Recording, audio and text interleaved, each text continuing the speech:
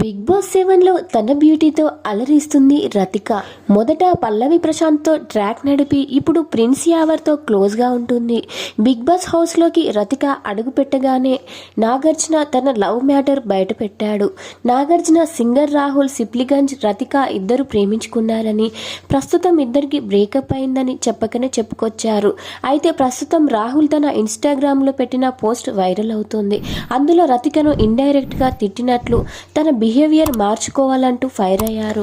Fake sympathy games ఎప్పటి వరకు కొందరు తమ టాలెంట్ను కష్టపడి ప్రూవ్ చేసుకుంటారు, కానీ ఇంకొందరు ఇతరులపై వాళ్ళ పేరుపై ఎప్పుడు ఆధారపడుతుంటారు.